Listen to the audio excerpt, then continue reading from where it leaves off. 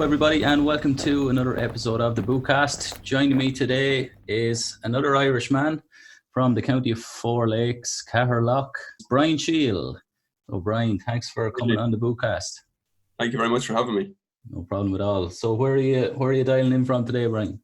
So right now I'm in London. I'm in a hotel room in London. So I might be apt to seeing as there's a travel and adventure podcast to do from here. I'm here for 4 days, kind of like on pleasure, a little bit of business, and we'll be back in the Emerald Isle on Monday. So you're surviving the storm. Surviving the storm, yeah. I didn't really feel the storm. I took off just before it, so it was actually a lot of turbulence, but nothing storm worthy. Anyway. Any delays in the airport? There's a few delays. I mean, that's actually one thing that not a lot of people talk about is I don't know of any airline on time ever, like properly on time. No, it was like 20 minutes or 25 minutes. But then, when you're coming into a global international hub like Heathrow, there's always delays and you always end up in a holding pattern and all this. So as things go, it was okay. Cool. So for anyone listening or watching, what is it exactly then that you primarily do, I suppose? So I suppose my title is I'm a music producer and mix engineer. I've been doing that, Eugene, since I was like 15 or 16. Around the time I started one of Ireland's first exclusive internet radio stations, around that time where I was figuring out what I wanted to do with my life. Music producer is my title. I also work at a theatre in Carlow as well as a senior technician. So I've been kind of amalgamating my skill set, primarily, Eugene, just because it's more financially stable as well. So that's where I'm at right now. The internet radio station is still going, so I'm keeping all the strings to my bow because that's the type of industry I'm in, particularly staying in Ireland before I decide to hopefully branch out. Cool. So the radio station, what's it called? Yeah, so the radio station is called Club FM. I started when I was 15 or 16. I thought the future of, I suppose, how audio was going to be consumed was in streaming. I remember saying this before. I kind of failed to recognize that it was going to be music specifically. I thought it could have been radio. And the reason I didn't think music, Eugene, was because I wasn't really thinking, maybe when I was like 20 or so, I was thinking about the music stream, and I was kind of concerned about the difficulty in how the hell would you buy all the copyrights from the majors to facilitate a streaming service. And I am technically minded, but I wasn't like a tech head like someone that would work with Apple, like a software engineer. Yeah. So I kept it in radio, and I had a passion for radio. So I had my own show, and you've tuned in yourself a couple of times, and I had a little bit of a pirate radio station around the States and stuff. I was one of those lads. Just kind of like, I loved it, Eugene, And then last year I went fully licensed internet radio station now through PPI and IMRO. So it's a 24/7 run internet radio station, and we have a lot of big DJs across the world on Club FM. Some of it is live and some of it's syndicated. So I just decided to give it a go now that we are in the streaming world. That's Club FM. It's still going. Another kind of minor reason, Eugene, why I started as well was because I loved how music sounded on the radio. And obviously what I was hearing was like compression and FM, whatever modulation goes on. And that was kind of one of the reasons, because that's where music was being sold. So if I wanted to be producer of music and I had a kind of pop sensibility, so all my dad and my mom, they all only played commercial records at home, so that's kind of my ear. They say your taste is formed between the ages of 7 and 14, so that's all I was hearing was the radio on all at the time. So there was a bit of that too. That's how I got started. Brilliant. And what kind of records did you listen to then between those formative years? A lot of Celine Dion records, to be honest. In fact, I was up early this morning trying to get Celine Dion tickets. It was like €186 for like, they weren't even the very front, So I'm kind of going, wow, that's a stellar career for Celine, Celine Dion records, Kenny Rogers, Boyz II Men, Mariah Carey, like all the big singers, Whitney Houston, and then whatever was on the charts at the time. I always, I just like, I remember like as a kid, usually being like in a hairdresser's in Carlow, like, you know, and this song came on. I think I was like 6 or 7. I was only saying this to my mom the other day. And it was George Michael, Careless Whisper, right? I was only 5 or 6, and I was like, I asked the girl to cut my hair, who's that singing? And they were like, I don't know, we think it's George Michael. I was like, oh, I like that, something I said. Yeah. So I was only thinking about this the other day. Sometimes I think it's nature and then it's nurture, but like the likes of that, you kind of go, maybe you're just born like that, like, you know, this innate, I don't know if it's talent or ability, but just a sensibility to recognize like, pop songs, like, you know. I'll never be a metalhead or anything like that, so I don't know. Maybe it's a combination of everything, but yeah. Cool.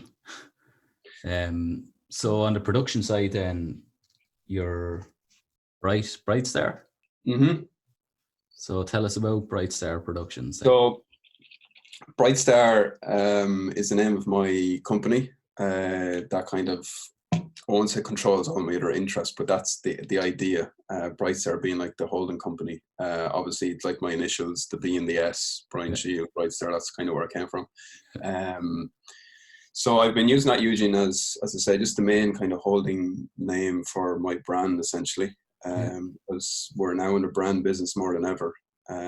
So that's kind of like my main thing. If I ever do go forward, and it's one of my dreams to have some sort of record label, a real functioning record label, that's what it'll be called, hopefully Bright Star, or any other, I suppose, interest that I have. So that's Bright Star is the name of my company. Cool. So before we get into the music industry and kind of the challenges of that, where has music taken you geographically, I suppose, just to tie this back to travel? Yeah, just to tie it into travel, I've been to most of the major music cities, except Nashville, I suppose, in Sweden. They're the only two, but the biggest ones are obviously where I am right now in London, and LA being the biggest one. Been to New York a couple of times as well, but geographically it's taken me to LA, I suppose, the most. I've had the most success, I suppose, in LA. Maybe not, I don't mean success as in chart success yet, but in terms of relationships built, LA has been amazing. London has been a disaster for me. It's just, I don't know what it is. It's a little bit more colder in a sense, but it's not as wacky as LA, you know. So LA is a little bit more open. People are more open to ideas and stuff. It is a very liberal place. But Los Angeles was. Been to Atlanta as well. Actually, that's another place that I didn't really like. But that's another big major music hub for a lot of these companies. Big hip hop scene in Atlanta. But I remember the first time I went to Los Angeles, Eugene, it was, talk about a culture shock. Like, I had barely slept the night before, and I was going to, I was in a showcase for an artist called Grace. You may know her from You Don't Own Me, that song on Everyone Alone on Spotify. So I did all of her showcases as a piano player. So that was my first time in LA, really. I was 2014, I think. And we went to Los Angeles, and it was everything about it was crazy. I had very little sleep, and we did like 3 or 4 showcases in one day, so it was just like business straight away. It was extremely difficult to I suppose get used to it, and you're only there for like one day, like, so that was crazy. And my base was in Atlanta, so we were going from Atlanta to LA, Atlanta to New York or whatever. So it was the first time I ever really experienced, like, I've never experienced it since, but a full on, like, I don't know what. So you did that in one day? We did it in one day. Like, it was 3 or 4 like big executives, like guys who signed Taylor Swift. One was David Foster, one of my idols. Like, you know, all this, you're trying to process all of this in your head going, I'm playing for my idol, David Foster, 17 Grammys. It was just like, this is unbelievably weird and amazing, and all of the other things all in one go. But it was the first time, Eugene, I ever experienced it wasn't a panic attack, but it was just like a derealization of everything. I was just so tired, and I was just in the showcases, just playing out of muscle memory more than anything else. But that was intense. And every time I go back to LA, it's great now because I'm really used to it. And I go maybe 2 or 3 times a year, mostly on like a holiday, and you're still sussing it out and meeting people, and because that's what the music business is all about. But yeah, that was one of the craziest experiences I've had in the music business. That, you know, to go back to your question, geographically, it's probably taken me there quite a lot. Cool. And just for anyone that's listening or watching that doesn't understand, so a showcase is effectively like your elevator pitch. You're showing the talent and the music to executives in the hope that they'll buy it, is it? Correct. And literally that's the best description of it, Eugene. People think, oh, they'll see my artistry, which probably they will, but really a lot of the time they're just saying, here's a product, can we make money out of it? Really, that's what's behind it. But maybe it's not sold in that fashion. But yeah, a lot of these major record companies have their own showcases, like a little stage and PA and all that kind of thing. And luckily, the ones I have, that was kind of the only real big one I was involved in. All the major CEOs and executives would come into a room with their A&R team. So there could be about 25 people in a room. Like you have an audience, and you just play your songs and show. It was, as I say, it was the first major showcases I was ever involved in, Eugene. So you don't really know what to expect. You're asking yourselves these questions like, do they say they're going to sign like after this? Do they wait 10 days? Do they, you know? And I think it's different for everyone. Because honestly speaking, Eugene, I don't think anyone out there really knows really what's going to work. Probably the CEOs of the majors have a great track record of kind of guessing what, but so you're kind of going, who knows if this will work? But that was the one specific showcase I'm actually thinking about was the one in New York. It was in Republic Records actually. So that was another, like, I think we had it was like a day turnaround. So that was my first time in New York. Yeah. And you're like, most people's first time in New York is in a holiday capacity. You know? As in like, no, they're chilling out and stuff like that. Or mine was like arriving at LaGuardia Airport, getting a taxi straight to the record company offices, giving your passport, signing in. It's all a big security thing, getting to the major executives, playing, gone.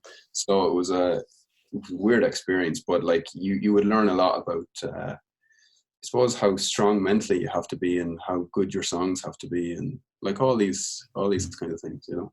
Cool. What's your own favorite genre then? Sometimes I think it's like anything that sells. That's the kind of commercial person coming out in me, because when you are wanting to become successful, it sadly revolves around being commercially successful. Well, it does for me anyway, because that's kind of what I want. But going back to when I was like 6 years of age, Eugene, I always had a fondness for top 40 records, what was on the radio. Most people think it's a sellout. I just liked those type of records, how they sounded, you know. I had a very simple taste. I mean, I had a thing on my Instagram yesterday that my favorite place in London to eat is Bella Italia, and there's a few people onto me going like, what, are you crazy or whatever? But obviously because it's like a chain and it's like commercially whatever, but you know, I kind of have simple tastes in a way. I'm a bit middle of the roadish as well, you know.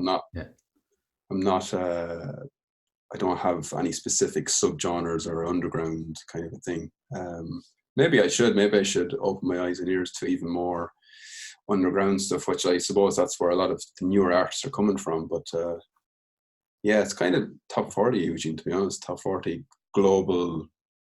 You know, that's kind of my mindset. What will sell globally? You know, not just in Ireland. Yeah. Right. So not in genre specific.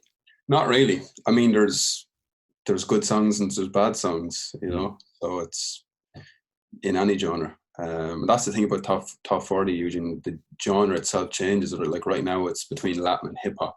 You know, there's Camila Cabello and there's Post Malone, and it's kind of like a mishmash. What's going on at the minute? Favorite artist in the world then? I don't know if I have one favorite artist,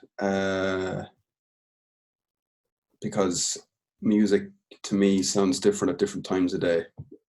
That may sound weird to people listen to this, but it does. Like if you put on an EDM record in the morning, to me it doesn't sound as good as at nighttime, and it's kind of a little bit obvious. You're kind of going, oh well, duh, like because you're in a nightclub or whatever.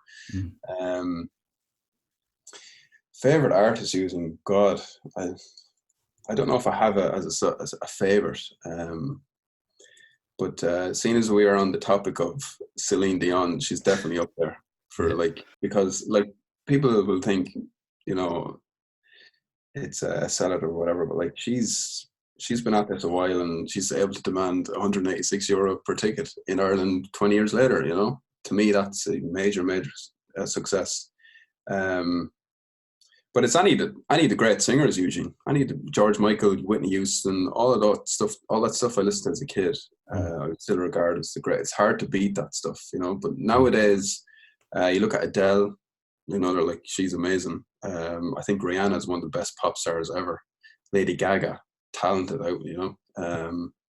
I think Bublé is amazing. I think he's probably gone off the boil a little bit lately. I think what he needs to do next is a movie.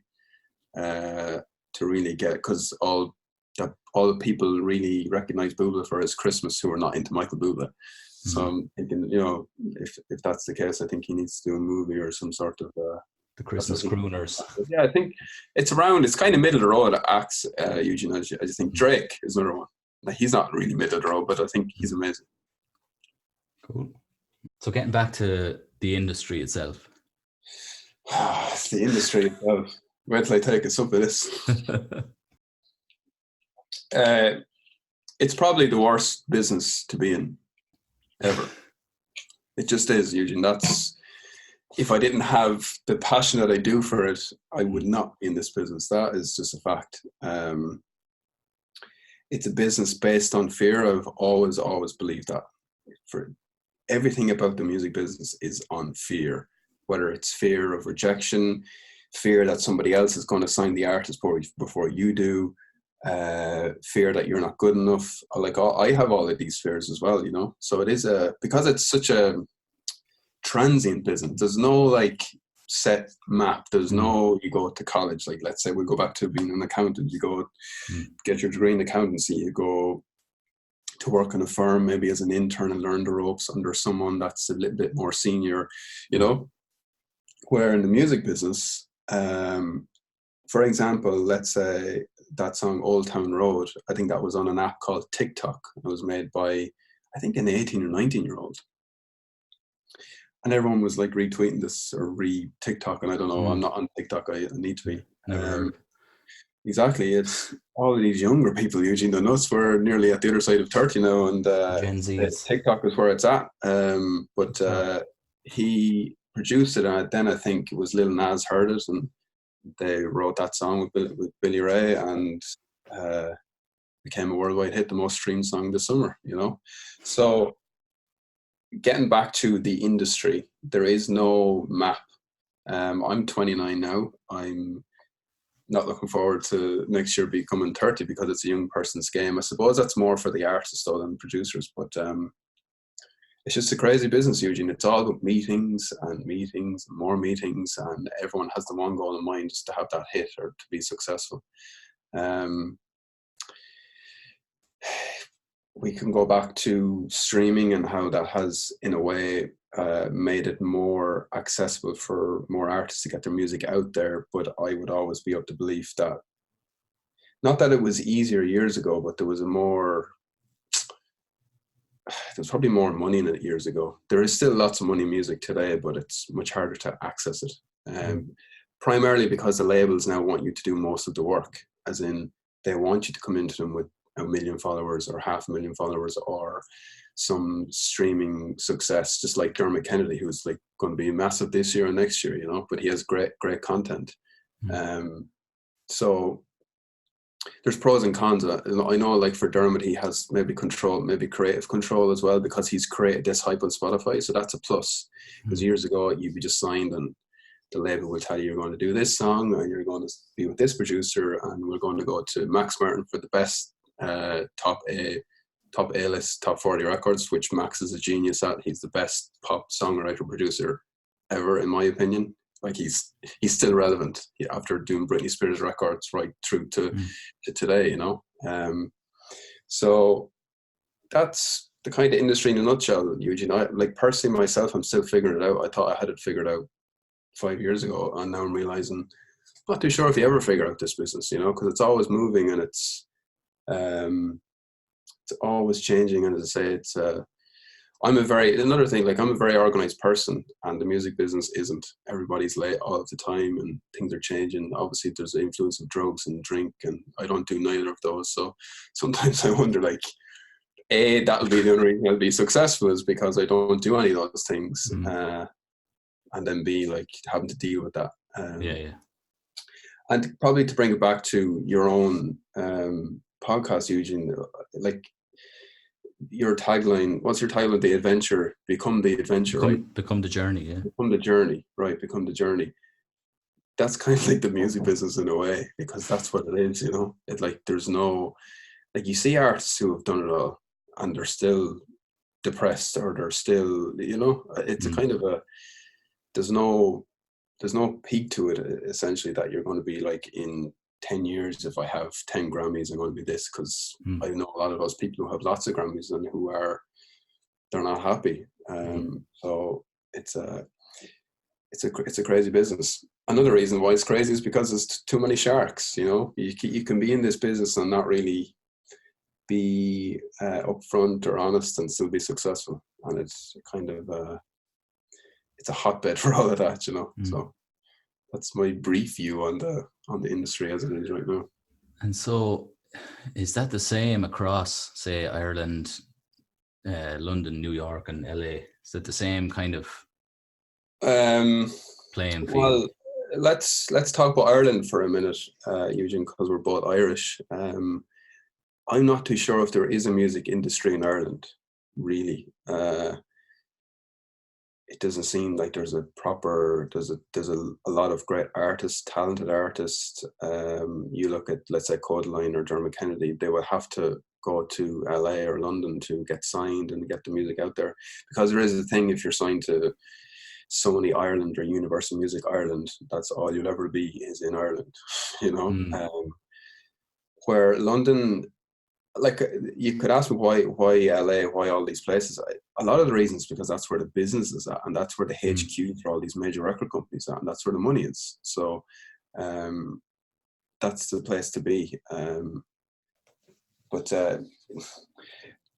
the similarities are, you need hits and stars, usually. That's kind of similarities between the territories, but differences culturally, there's a lot of differences. You know, London is more, as I say, I feel it's a little bit more colder, not like temperature-wise, but like people, they're more straightforward than maybe LA, but it's a closed circle more than maybe LA. Now, I could be biased in that because I've had more success in LA, but do you think that's because of Brexit?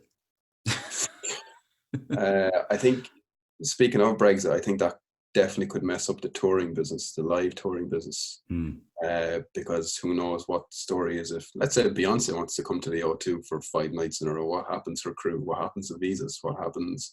You know, I don't know the ins and outs really of it, but just from a Brexit point of view, that could mess up the music business, the live touring business.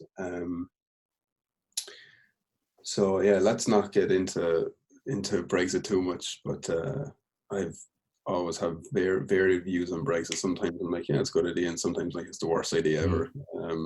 So yeah, but there's way more cons than pros from a music business point of view, I think. Right. Just coming back to the likes of Spotify and these streaming services that are paving the way for a new platform for anybody to become, you know, a trending artist. I saw something recently. I think it could have actually been on your own Instagram from Blind Bheil. He was commenting on his royalty fee or whatever over a certain period. That was kind of summing up how a legacy system is not working anymore for. But yeah, basically for anyone who doesn't, I listen to Brian Bheil religiously every week. I think he's the best podcast that's out there. It's just amazing. But basically, for anyone who doesn't follow Blind Boy or didn't see the post, basically what Eugene is referring to is he tweeted a royalty statement from Universal Music Ireland. They had a song in Trainspotting 2 and the royalty was €11, and the previous year it was €36. So he's making the point that his podcasting career has really changed his whole life, because podcasts now, Eugene, you might ask, well, how do you make money from them? And there's a thing called Patreon, and people are subscribing to or Patreon, whatever however you pronounce it. People are subscribing, be it €1 per week, 10 cents a week, whatever. But the idea is the more followers you have, the more likelihood you can actually make a career out of this. So he was making that point, and that was a kind of it's a valid point. I mean, another, just on that point of what Blind Boy was on about, some artists now, Eugene, are raising finances through Indiegogo and places like that. Some are totally against it, some are for it. I'm all for it, because you need finance. You need someone to support you financially. Creatively, yes, no one ever talks with the finance. You need money to support these projects, you know. And that's why my whole dream is to be the first Irish person to run a record company, because I'll get into that in a second. But basically what I was going to say, this particular artist that I know has raised, I think, nearly $100,000 through Indiegogo, and it's because they have a following on Facebook and Instagram. So they're kind of like bypassing the label then by getting their fans to buy into their potential album. That's another positive outcome from the internet age. But there's not many people willing to put in the work and do the live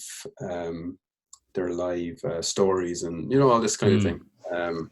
All the content around it. Yeah, I kind of ramble there a bit, but yeah, I'm sure people get the idea what I'm on about. Yeah. So that kind of answered my next question then. What would be your ultimate goal for you as a producer? That's my ultimate goal. Obviously, is to be successful as a producer, and to me, that means hits and Grammys. Like, I'm not going to say, oh, that just means, you know, like play around. It primarily means being happy, Eugene, first of all, because it's been a long period in this industry where I wasn't, and I'm still a little bit like iffy if I'm like happy in this. But my dream, the big goal, like the final, I'll die happy, right? Well, I think this is the thing. I'll die happy if I become the first Irish person to run a major record company. Because if you think of the Irish music business, everyone just say all the time, it's so amazing. We have so many artists, we have so many great songwriters, yada, yada, yada. But yet when you go to London and you go to LA, they think of Ireland, they just think of Louis Walsh, who has been successful, right? I believe I have a talent to match that, if not better than that. Not outdoing Louis or anything like that, but I'm just saying I believe I have more to offer. So that's my end goal, to run a major record company. I could be like 50 or 60, and it could be like some technological company by then, Eugene, some AI thing where like you just tell Alexa to go create a hit, and you know, I don't know what it'll be, but so that's kind of my goal. So right now I'm making top 40 records. I collaborate with two producers, one in Ireland called Alex Flood and one in LA called Olivia Basile. Both are amazing. I met Olivia through doing that showcase actually in LA, and I met Alex in college. So yeah, we just trying to make hits essentially. And then on the business side, I'm really struggling with that because I can't get an internship, would you believe, anywhere. Visa issues, because you have to be in a college in the US, and then people might think, oh, you're selling yourself too short. And so I'm still figuring that one out. But if anyone hears this and they want to offer me some cool job at a label, I'm your man. There you go, folks. That kind of brought me on to the next question. Then again, I suppose, was what are your challenges that you're facing as an Irish music producer? One is obviously being physically not in the major music territories challenging, because you can be really good in Ireland, like really great in Ireland, and then you go to London and LA and realize you're not really good. You know, yeah. The standard is unbelievable. Big fish in small pond kind of thing. Totally. maybe that's one reason why people don't move. Second is obviously a visa issues, Eugene. I know I would qualify for an O1, which is an extraordinary talented visa. The problem with that is finding the job to match it, because a lot of these, I was offered a job with Interscope Studios actually, but they don't sponsor as a company policy. Probably the current political climate is one reason. Another being they just don't want to take that risk. So that's kind of another challenge, finding that job to match the visa requirements. And as I say, just being in Ireland, and my studio is in Carlow, which is an hour south of Dublin, so it's basically, in a way, you could call it like the countryside, even though we know it's not really a countryside place, but it has a small town mentality, and I don't really participate much locally in that scene, really, because it just does my head in. And I know that sounds a bit like Ponzi, or he's a bit up himself, but it's not a good, to me anyway, it's not a good way to, if you want to be, if you have these dreams, I think going to LA 2 or 3 times a year and really feeling the overwhelmingness of it all, and the overwhelmingness of everyone so talented, I think that's a better way to go forward than thinking you're doing great things in your own town. Not saying that there are some great things in Carlow, but it's the mentality. It's totally everyone's competing against each other, and it's just weird. What do you think that is, or if you were to put a label on that phenomena, what would you call it? I don't really know. Like, people say Irish people can be kind of begrudging in a way. We don't like people getting too above themselves. It's probably a trait of being Irish. We like to keep everyone at a steady pace and a steady level, and there's a bit of that, because you only really realize that when you go to America, and everyone loves the whole Reich's the Richest story, and so there's a bit of that. But I kind of love how level we actually are. Usually, it's been a massive strength to me in LA, being so sure, yourself, and I put a post on Facebook last week or the week before about, maybe, it could be just me, but I think it's my Irishness, right? So you're in the studio and there's a song being played, and everyone their head is moving, and they're pumping fists and everything. My reaction is usually, yeah, it's kind of good, or yeah, that sounds good. And that could be, to me, that could be like, yeah, that could be a hit. So I think that's a strength that we don't get. We're not too, I suppose we don't express ourselves the way the Americans do. There's pros and cons to both, but get back to your question, there's probably a bit of that. It's probably the small town begrudgery and my patch and your patch, and it's just that's probably what it is. And it's travel opens the mind, Eugene. You know this more than anyone, even starting this podcast. Once you travel, you just, everything opens up. Or if you stay in this one small town, be it in the southeast of England, Wales, Ireland, wherever, Scotland, you're just there. Or if you travel, I watched Steffi's podcast last week. Yeah, it just opens up your she's a history teacher, and all of a sudden, I was looking at the one with the concentration camps, and you think you know a lot until you go, and then you read, because you really feel things. And that's really what I'm finding about traveling to LA, is you start feeling stuff you never felt before, because you're in this kind of Carlow, the same thing, routine, whatever. I know it sounds like I'm talking down where I'm from, but I'm not. They're the challenges. Yeah, I think, I don't know, it's impossible to say whether it's an Irish thing, Irish small town thing, a small town thing, or something else. But yeah, I mean, I think it is just, even when you're if you're trying to start something new, or even to attempt anything new, it's what you're met with, Eugene, is go to the enterprise board. That's as far as it goes. That's really what we've to offer. But maybe, and that's probably the best next step. But I don't believe a lot of that's for really the big ideas. Look at Joe.ie, obviously he went. I don't know Niall's story, but that has risen so well, and particularly he's now in the UK and that kind of a story. But who would have, he thought he started that company in the recession? Can you imagine I'm going to start a website, talk about Sport Joe or whatever in the recession? People think you're crazy. So I don't know what it is. I don't really know what it is. You could he could say, well, why are all of the major tech companies here, and there's only one reason: it's for tax. So there's that too. But it is hard to know even what it really is. But there's definitely, it's for me, it's the mentality thing, you know. I think it's the mentality. Okay. Just to backtrack then, so you mentioned that you kind of realized that you had an ear for music from a young age, listening to hit records or radio plays. Did you always want to be a music producer, or did you have any other career path in mind at any point? I never really thought music was a kind of like a viable career. The other thing I had in my head, Eugene, I was like third year, like fifth year in secondary school, was to be an air traffic controller. Yeah. Sounds like I just love stress, isn't it? Even though I don't, but at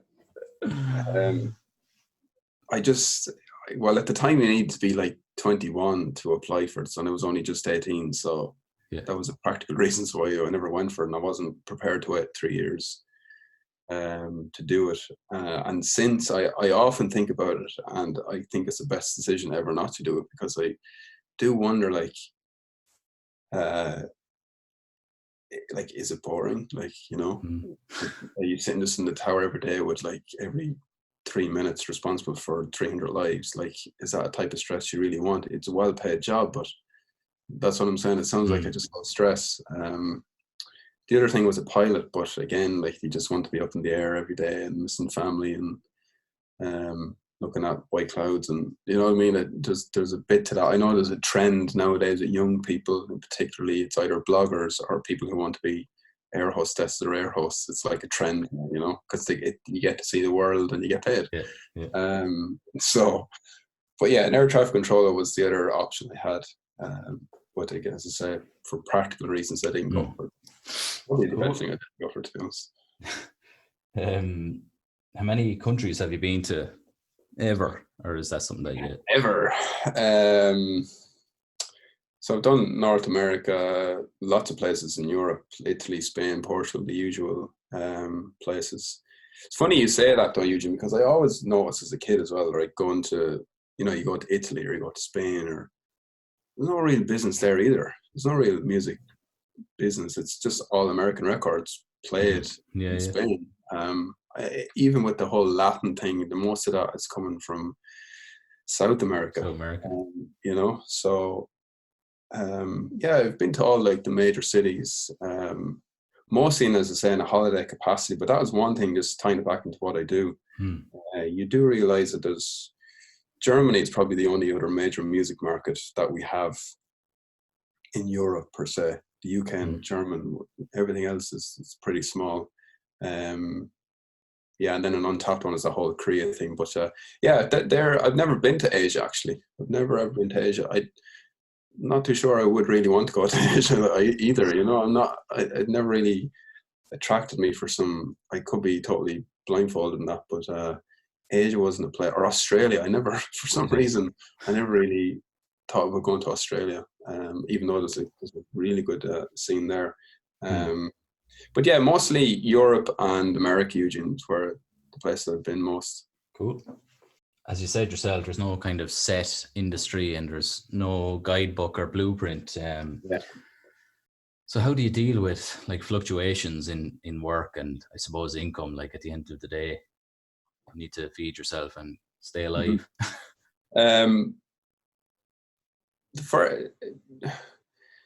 Do I deal with fluctuations? I don't know if I do, is probably the honest answer. I mean, I always knew that having broadened your skill, see, we're talking about Ireland here, so you're just finished college, got my 1-1 degree, music production, top of the year, all of that kind of stuff. So you're in Ireland still. I wasn't really ready to move to LA and I had no connections or whatever. But yeah, as I say, so you're in Ireland and you need a foundation financially. Let's just go straight to the money part because that's what's going to keep you alive. So that's why I was lucky enough to start in visual in Carlow when I was 18. as a house sound engineer. So that's like your base financially, and it's also related to what you do. So while you're doing that, you can pursue your producing career, because it doesn't pay that well, really, until you have hits, like big international hits. Obviously there's session work and you get paid with that, but if you really wanted big time, it doesn't really pay well until you're at that stage. So that's how I deal with it. But yeah, there is still fluctuations, and do I deal with it? Maybe, but sometimes I'm not too sure if I do. I just kind of accept it, and maybe that's my way of just dealing with it. I plan a lot. I plan and prepare, and I'm like usually a year out in the schedule or whatever. But the music business changes every couple of hours, like, so maybe it's not the best thing to do, but it's kind of how I have got into over the last few years. What has been your biggest success to date then? My biggest success, I'm not going to talk about the chart success, my biggest success is still in the music business, not giving up. That's the biggest success. Because it's just the music business is made to be given up, because it's just so tough. So I think that's the biggest thing, Eugene. Obviously, I've had number one records. My first official number one in Ireland was with Derek Ryan, about 4 years ago now, please. That was my big, gold disc, whatever, one. And then I've had some success with Paul Skelton, particularly in the UK iTunes dance chart. It went to number 2, and number 1 was the first. We had 2 albums. So that has been a success. And then meeting Olivia in LA and collaborating, making top 40 records, and just in your ears to that sensibility of how Americans listen to records, which is completely different to how Europeans listen to records, i.e. the vocals are usually much louder in America for some particular reason.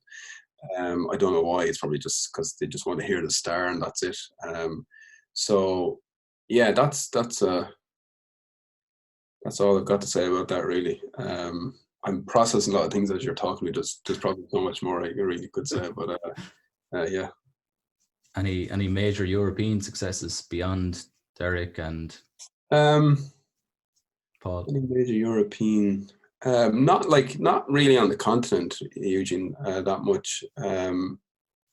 As I say, like, being geographically positioned in Ireland has its downfalls. If I had a studio in London, I'd probably be you'd get more cuts maybe on some minor artists here in the UK. But for now, as I say, I'm still situated in Ireland.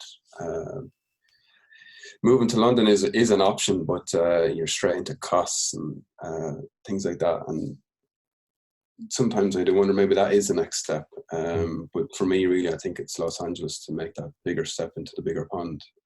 Because people would say, try Dublin, then try London, then try LA. And like, I haven't got time. I don't have all that time to be trying this and trying that.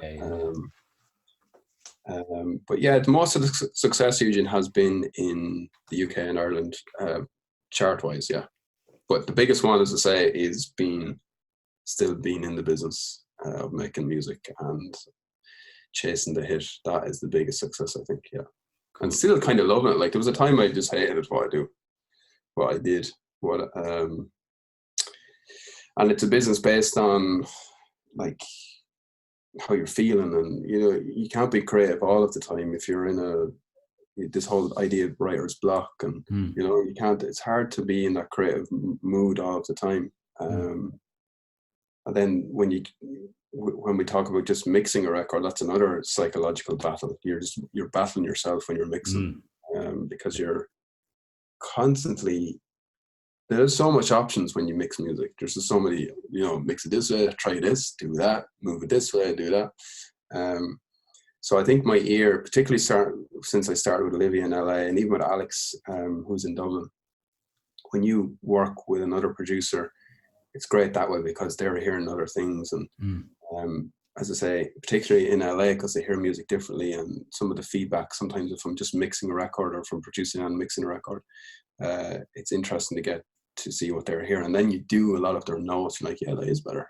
And that is the other thing, to be open to suggestions, not being like, no, I'm the mixer. I know that, like, I know right to like 95%, and then it's like really open to interpretation. So, yeah. How do you deal with the mental challenges then, as an entrepreneur, effectively? I'm glad you asked this question, because no one really talks about it. I have an incredible family and a great support network, Eugene. That's how I deal with it. I talk a lot. I talk all of the time. As you can see, obviously, I'm probably talking too much here, but I talk a lot. My network is small, but it's not huge. I don't have like 15 friends. I have like 3. So, yeah, it's a support network. And the challenges within that, Eugene, is a lot of them don't understand the business. That can be frustrating. Particularly the specifics, and it's very nuanced. You know, what should I say back into this email? What should I? He texted me this at 4 a.m. What should I?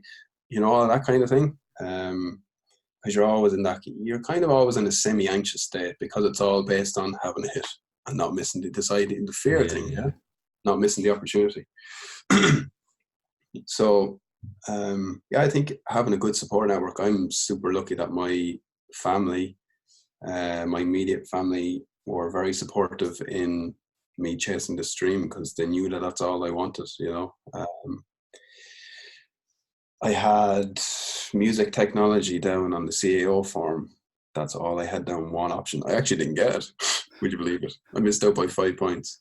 But I went to Pulse and then University of Central Lancashire in the UK, who had the centre and Pulse and all that kind of thing. So that all worked out. But yeah, I just had one thing on the CAO, and so that's probably another reason why I never gave up either, because I have a serious passion for it, even though a lot of the times I do want to give up, you know. That's probably just a characteristic of my ambition, maybe, in a way.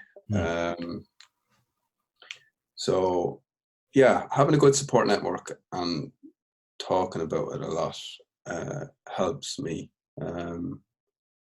But you do see an awful lot of mental health, to get into that aspect of it, issues in the music business. It's everywhere. Like, you go to LA again, I put it on a post on Facebook if anyone wants to see it. I have a post on Facebook that says 32 things I learned while I was in LA. One of them was the mental health thing. It's everywhere.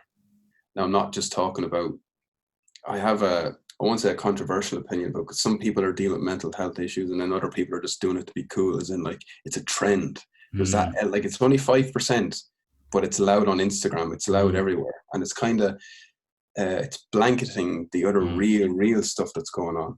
So it's a bit of that.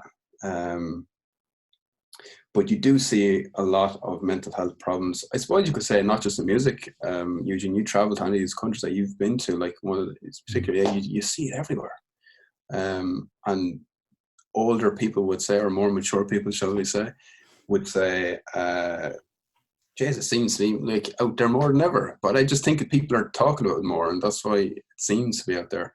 But what I was going to say about it, though, Eugene, the only positive thing, I won't say a positive thing about mental health issues, is the creative genius is in there. The whole darkness, whatever. People extrapolate that and put it into a song, and people can relate to it. There's a bit of that, like, you know, and maybe that is the therapy, for want of a better word, in creating great art. As I say, now, if you listen to Dermot Kennedy's lyrics, actually the album is called Without Fear. I just thought, you know, there you go. He's super successful, and that just came out today. He's playing in London tonight, actually. But I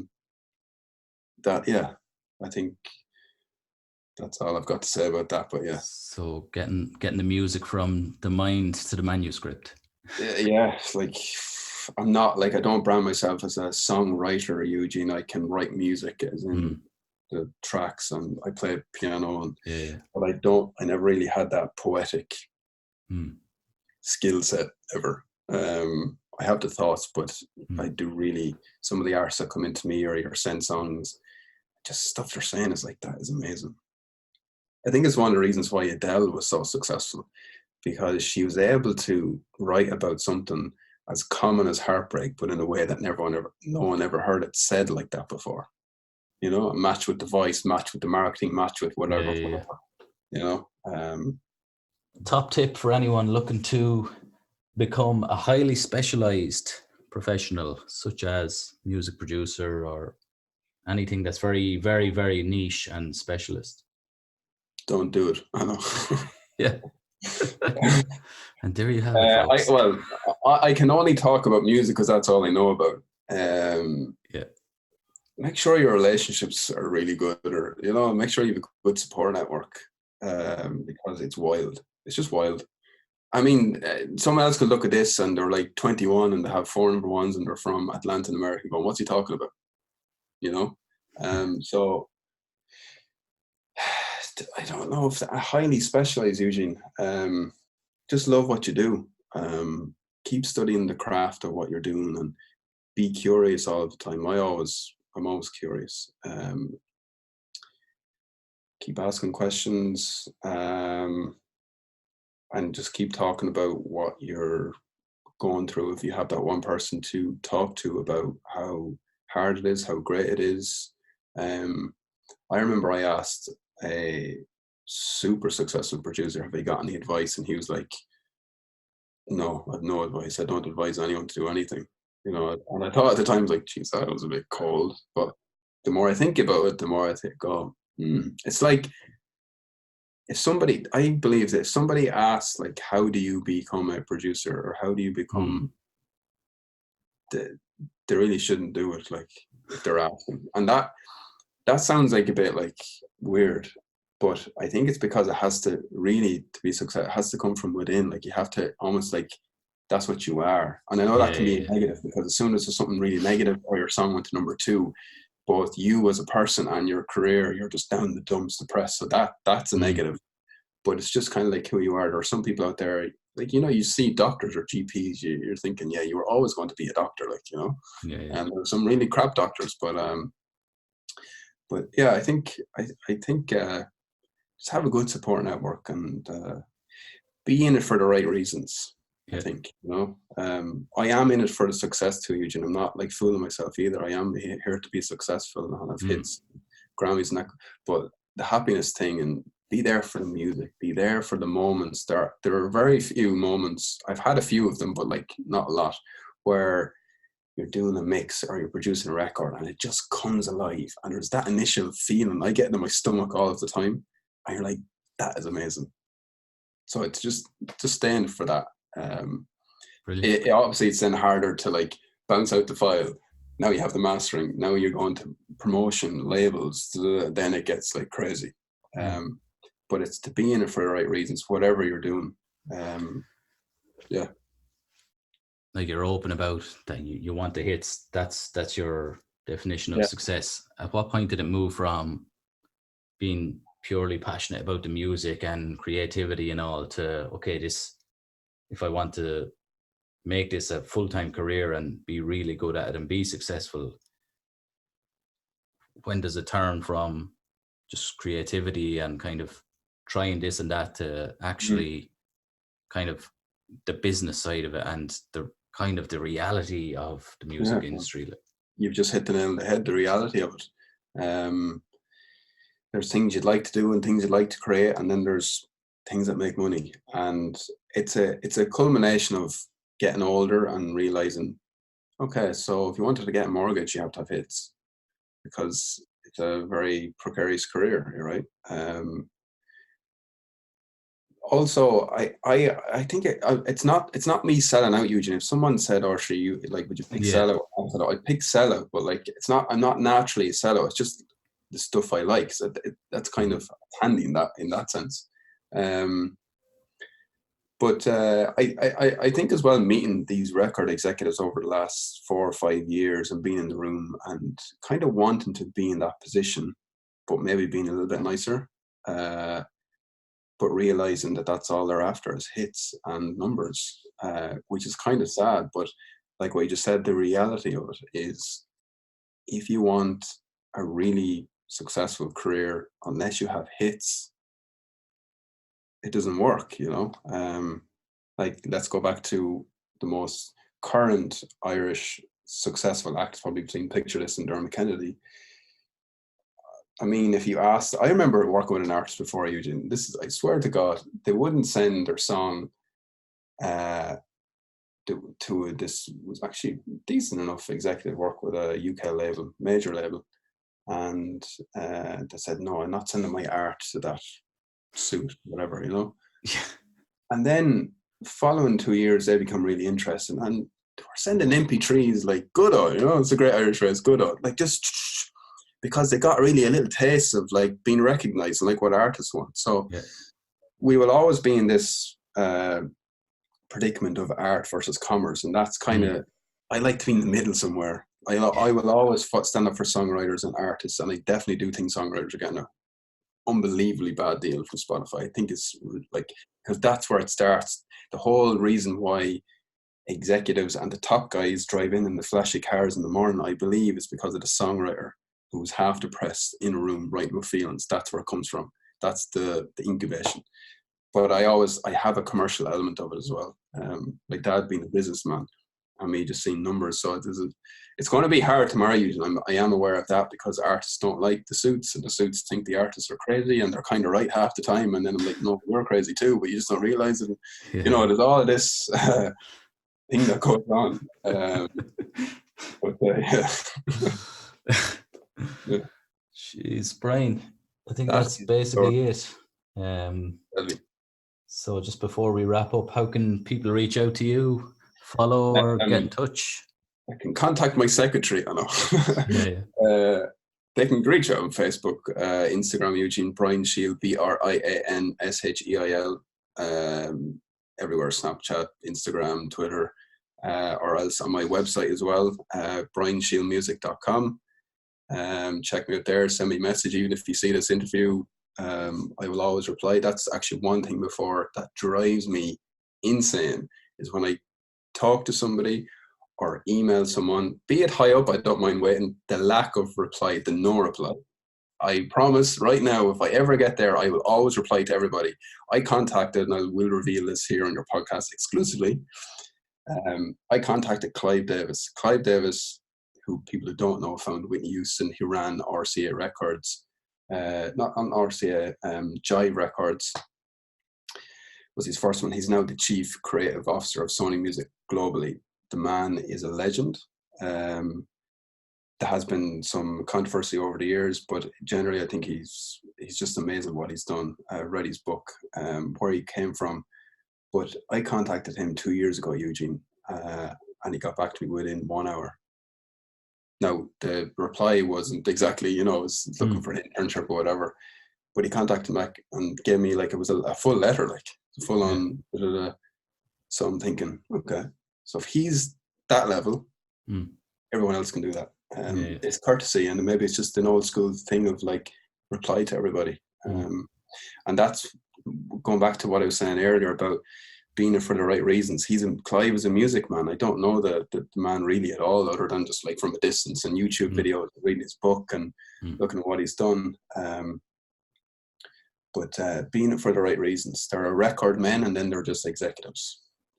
Both are executives, but you know what I mean? People are in it for the music and they really feel it. And but yeah, that drives me insane when I reach out to somebody and they don't reply. I'm not saying reply within 1 hour. I'm just, but I never do. I will always reply to everybody.